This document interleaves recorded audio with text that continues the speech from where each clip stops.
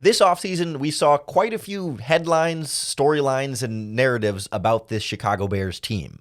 And most of them ended up being pretty well overblown. You are Locked On Bears, your daily Chicago Bears podcast. Part of the Locked On Podcast Network, your team every day.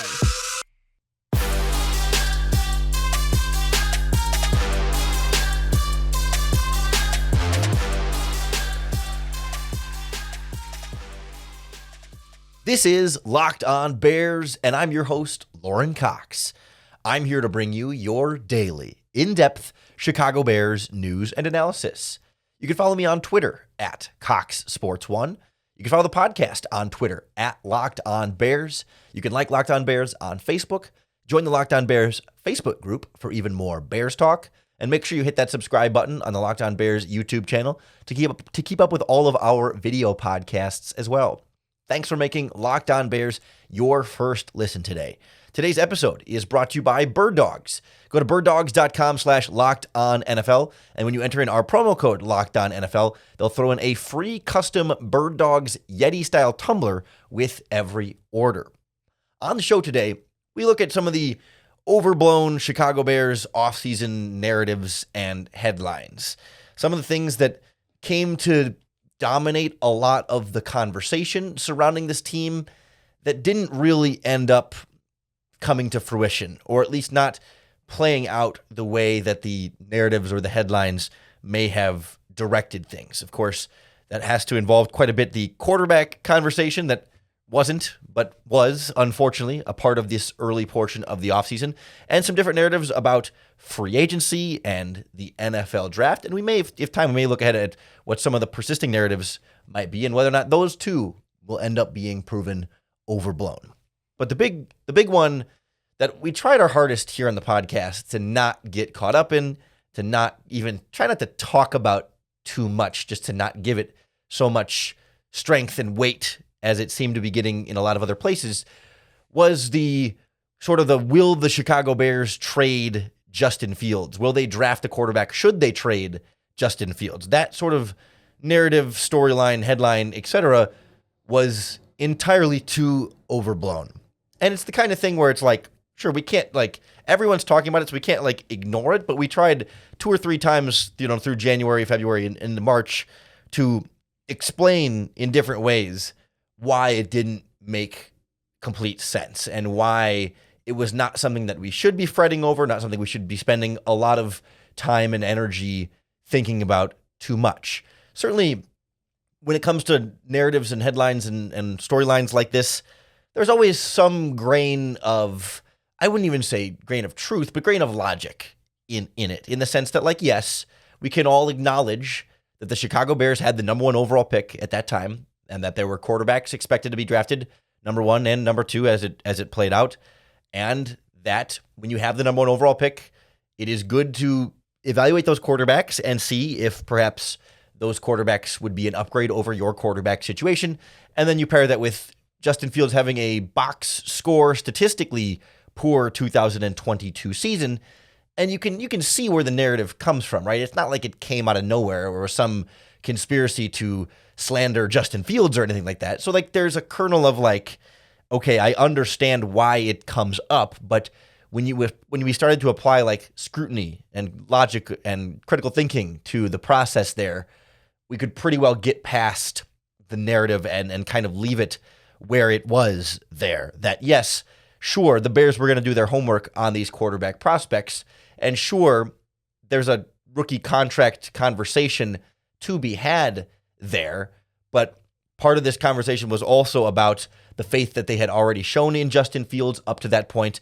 Also, I think a lack of faith in this quarterback class in particular, and the ability to have enough around Justin Fields to then be able to properly evaluate him this year. That if you replaced him with a new quarterback, you still wouldn't have a great supporting cast around that quarterback if you had to use your number 1 overall pick draft capital at that spot, as opposed to trading down, adding DJ Moore, adding multiple extra draft picks to continue to build around the quarterback position. It wasn't going to make a ton of sense in a lot of different ways for the Bears to trade Justin Fields this offseason. And yet it still lingered. Like even, and I certainly, we talked on this podcast too about like Ryan Poles and to a lesser extent, Matt Eberflus and Luke Getsy didn't always do a great job of squashing that as a narrative. Like Poles always said, like, we're going to do our due diligence and another quarterback would really have to blow us away. And I think he was just being honest, and which I appreciate, and we appreciate the honesty and the transparency.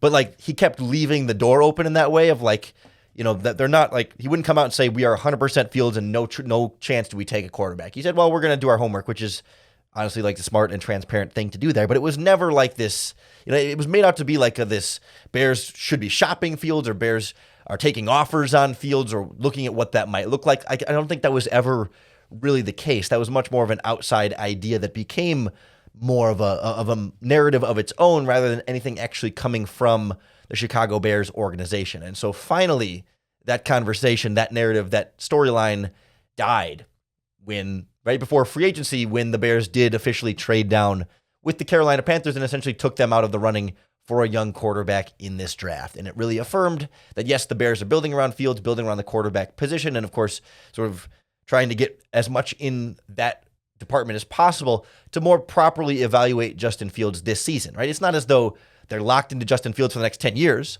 They're still going to sort of evaluate and see how his development goes next year and beyond. But, you know, the fifth-year option will be coming up, and almost certainly they will accept that and see what he, you know, give him 2 more years here to see how that development goes. And then we start to have the conversation as well about, you know, long-term what the quarterback option is. But there was never, I don't think, a real short-term change of heart there on field. They did their homework, they did their due diligence, but every team does that every year, and it doesn't become a big narrative. You know, it's like other teams look at all the other quarterbacks, and we don't get every team's rumors of like, oh, I'm trying to think of a good example because some of the quarterbacks that you don't hear, but like, I'm sure, for example, like the Jacksonville Jaguars probably did their homework on this quarterback class just to have them evaluated, and no one's asking about whether they should trade Trevor Lawrence.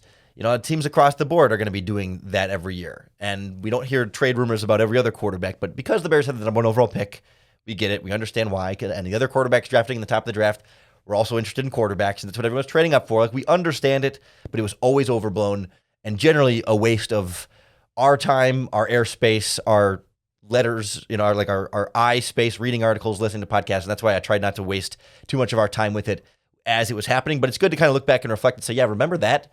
Remember how overblown that was? So then we don't get too caught up perhaps in the next overblown narratives that are still to come either this offseason or certainly, you know, during the season and into next year. They are inevitable. We can only do our best to try and recognize them and avoid them on the front end.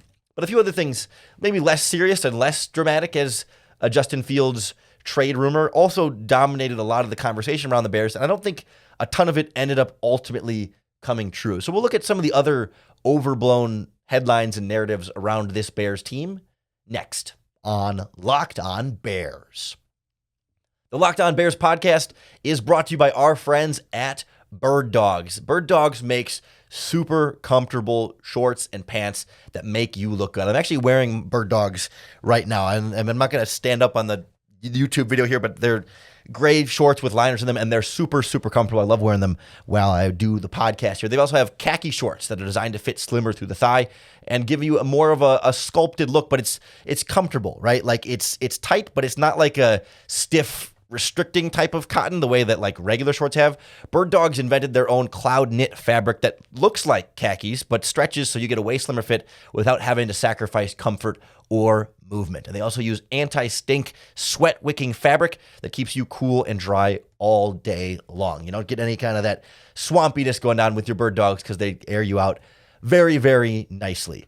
Right now, if you want to try out Birddogs for yourself, you can go to birddogs.com/lockedonnfl and enter in our promo code LOCKEDONNFL for a free Yeti-style tumbler with your order. That's Birddogs, like the animals, birddogs.com/lockedonnfl for that free Yeti-style tumbler. You won't want to take your Birddogs off. I'm still wearing mine, I promise. Beyond the Justin Fields trade conversation, a few other narratives lingered around this Bears team, none perhaps quite as controversial as Fields, but things that, again, I don't really feel like ended up holding up a ton, right? That, for example, one of the things we knew like all offseason that, you know, the Bears had so much salary cap space. And it's like, ooh, the Bears are going to be the team that comes out in free agency and just spend. They're going to try and sign all the big free agents. You know, when you'd see Bears fans do like a mock offseason, right? They'd go and sign the top offensive tackle. They'd go and sign the top defensive lineman. They'd go and sign, a wide receiver or whatever, and like handing out all these big contracts because the Chicago Bears had so much salary cap space. Free agency comes around.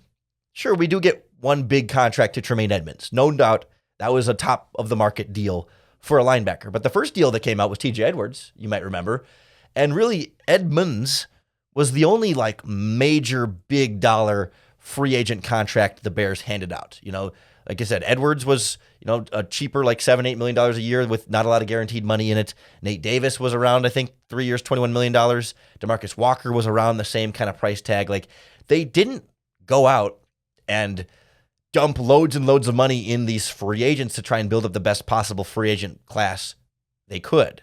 They negotiated, but all the reports were that they were pursuing a lot of these high-priced free agents. They were bidding on Mike McGlinchey. But Ryan Poles kind of eventually said, there's a price point that's too high, and he goes on to the Denver Broncos, if I remember correctly. And then there's guys like Zach Allen on the defensive line, who also went to the Denver Broncos in free agency, another guy that the Bears had been bidding on coming out of the Arizona Cardinals. And clearly the Bears were kind of going after trying to find one of these top free agent defensive linemen. And ultimately, they didn't end up signing any of them, even though the guy like Draymond Jones, who was on the Broncos, ends up going elsewhere. And Zach Allen, again, the Bears negotiated on these and tried to find a price range that would work for them. But instead, Ryan Poles kind of stuck to his laurels and almost remarkably so was trying to be financially responsible for the long-term fiscal health of this team because they're in more of that long-term rebuilding type mode, right? This is not about spending as much money as you can to go all in on this year to make sure that you can win as many games, but you do want long-term pieces in free agency that can be, you can still get the occasional cornerstone type player that area, and he was willing to spend on Tremaine Edmunds because you don't want to sit around and not get any impact players. You have to try and find impact players wherever you can, but it didn't ultimately end up being the dominating big spender storyline that we thought it might be. The Denver Broncos were the ones who handed out more of the bigger contracts than the Chicago Bears. It was much more the Bears saying, we'll take the smart, affordable deals, and we don't need to completely change over a whole roster in free agency and bring in a bunch of outside players because that's a risk too. The majority of free agents tend to not work out super, super well for your team. Most teams aren't built super successfully through free agency. So Poles dabbled and spent here and there as he saw fit, but ultimately decided, we're going to try and take this the slow and steady approach and not overspend. I also kind of feel like there was this idea that, the Bears were going to miss out on, so much talent or whatever that might end up looking like. And, they were still able to fill a lot of the holes that they had. Certainly the defensive line remains a big question mark here, and we can talk about that in a little bit here. But like, they were still able to fill a lot of different holes on this team, despite, the fears of like, oh no, they didn't spend on Mike McGlinchey. Well, they were still able to fill that in the draft with Darnell Wright. It's like, oh no, they didn't add a big time cornerback, or they didn't add much on the defensive line. Well, they were able to do that in the draft. Of course, younger players that aren't going to be as immediately high impact right away, at least after the first round, but still able to kind of stay on top of things and still build out this roster without having been the big time spenders in free agency. I think there were some other narratives, and one in particular coming out of the NFL draft, but a few that circle around that didn't really end up being true after all. Even though we thought they might take an offensive tackle and ultimately did take an offensive tackle, I think there were some other aspects of this that ended up getting a little bit overblown when it comes to the draft. And we'll look ahead at what narratives might still persist that could still change and end up being overblown next on Locked On Bears. Heading into draft day, and really throughout the whole pre-draft process after free agency, one of the great debates for the Chicago Bears, or I guess I should say around the Chicago Bears, because I'm not sure that they were having much of a great debate after a little while, was about Jalen Carter, the Georgia defensive tackle. And do you remember there were reports, speculation, I think it was actual reports from very flimsy sources. So are they actually reports? No, but like there were people claiming to report that were falsely reporting that Jalen Carter would not get past the Chicago Bears with the 9th overall pick. That if he fell out of the top 5, which was a question, and if he fell out of the top 7, like he's not getting past 9. And there were reports or speculation that the Bears were really hoping he would make it to the 9th overall pick and that they could select him there. And I mean, to be fair, Jalen Carter did not get past the 9th overall pick, but did get past the Chicago Bears. The Chicago Bears intentionally chose not to draft Jalen Carter. They traded the 9th pick for the 10th pick to the Eagles, knowing they would take Jalen Carter, or knowing that, essentially knowing they would take Jalen Carter, knowing that it would be the Bears losing their opportunity to take Jalen Carter, and they were fully comfortable doing so. Like, the point being that at some point in this pre-draft process, we don't know how early, the Bears decided Jalen Carter's not our guy. We're not comfortable taking him in the top 10 of this year's NFL draft. And so that was never really then a narrative, right? That was never, I mean, it was a narrative, but there was never really legs to it. Like, sure, they did their homework. They brought him in for visits. I don't know that they decided in February or March that Jalen Carter was not their guy. But sometime in the lead up to the draft, they came pretty consensus clearly, like they decided firmly, we're not drafting Jalen Carter. Despite all the thought that the Bears would be the team to draft him, the Bears should draft him, the Bears were not going to be the team that lets him get past them. And all of a sudden, that proved not to be true. Similarly, in like the draft world, we kind of had a feeling that they would take an offensive tackle, given that's where the strength of this draft class seemed to be around that draft pick. That like, at 10, there's going to be some good offensive linemen there, and the Bears need an offensive lineman and will probably end up taking one. That wasn't an overblown narrative or something that was surprising. But we did hear in the lead up to the draft a number of different reports, speculations, false reports, what you want to call them, narratives, headlines even, that, the Bears love Paris Johnson.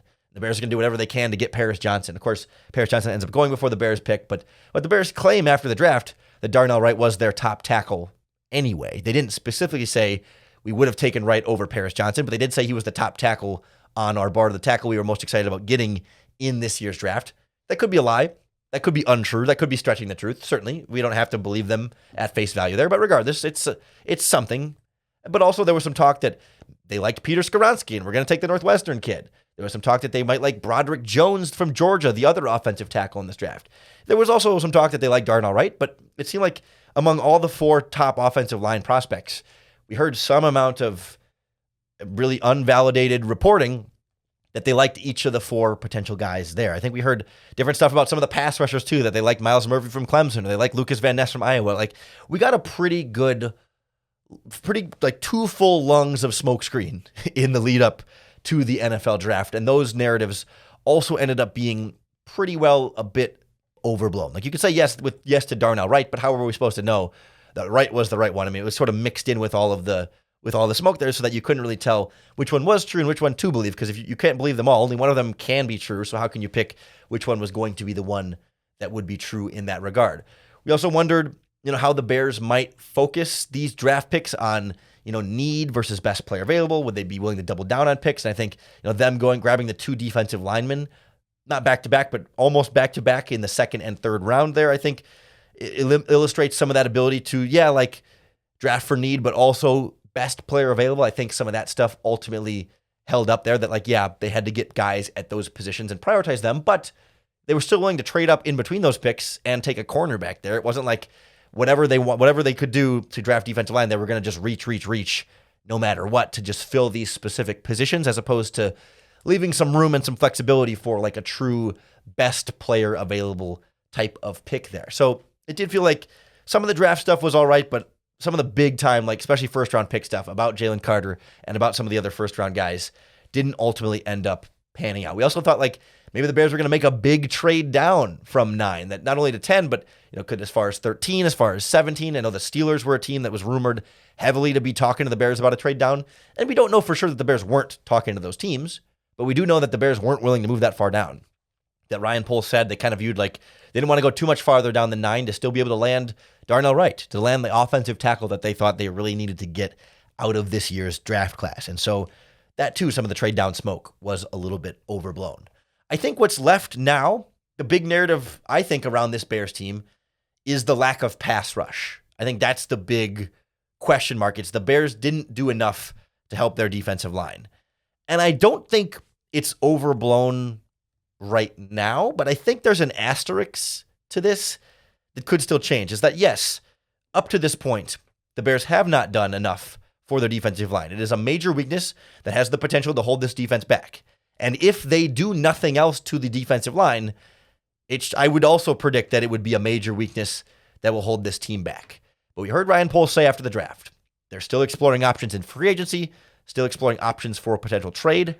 And so, if the Bears go out at some point in the next, not even the next week, but the next 2 months and sign a big free agent. I mean, big's a relative term, but a Yannick Ngakoue, a Jadeveon Clowney, a Justin Houston, a Frank Clark, or go out and trade for someone like a Chase Young or Montez Sweat from the Commanders, or some of these other potential free agent defensive end options, perhaps that narrative will ultimately be overblown too, because sometimes these narratives are just like, we're jumping to conclusions before we have the full information yet, because the full information would be, well, maybe the Bears are still planning on signing one of these players. And so while they have neglected it up to this point, if we get to week 1 with another big addition on the defensive line, that position will be less neglected, and then the narrative will have felt overblown. That's like, we overblew? Would that be the past tense? Overblew it? That sounds weird, but we will have overblown it because we didn't know what was in the works. We didn't know what the plan was. We haven't seen yet,